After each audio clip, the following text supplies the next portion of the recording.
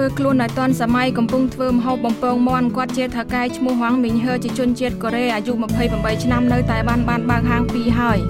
គាត់មានចិត្តរាក់ទាក់ធ្វើឲ្យភ្ញៀវបាក់ចិត្តចូល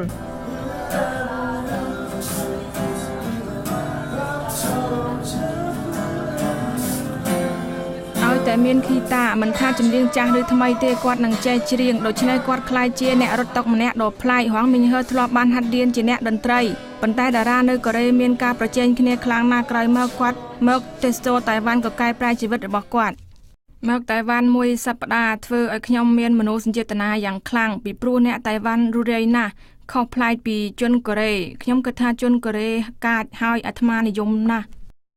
ម្ដាយគាត់ធ្លាប់បើកហាងលក់ម្ហូបគាត់ក៏រៀនធ្វើម្ហូបតាំងពីតូចមកម្ល៉េះដូច្នេះពេលគាត់ចង់ដាក់ទុនរកស៊ីទើបគាត់បញ្ចេញថ្វីដៃធ្វើម្ហូបរបស់គាត់ប៉ុន្តែដាក់ទុននៅប្រទេសក្រៅវាមិនមែនជាការងាយស្រួលទេបើកហាងលក់សាច់អាំងដំបូងធ្វើឲ្យគាត់ខាតបង់160,000 យួន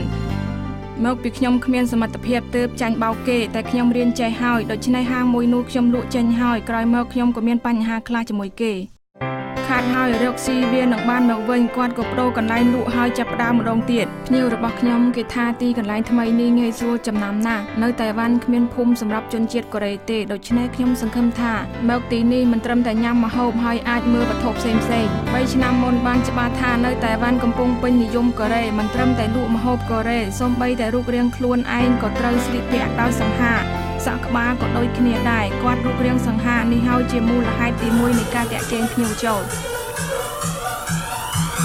បរិះការជាឈ្មោះដ៏ពន្លឺភ្លឺថ្លារបស់គាត់ឆ្នាំនេះគាត់ចង់បើកហាងទី3លក់សាច់អាំងអនាគតក្រោយបើកហាងសម្លៀកបំពាក់និងខារ៉ាអូខេជនបរទេសម្នាក់នេះនៅតៃវ៉ាន់ផ្គត់ផ្គង់ឲ្យតុងឈីក្លាយជាភូមិកូរ៉េមួយ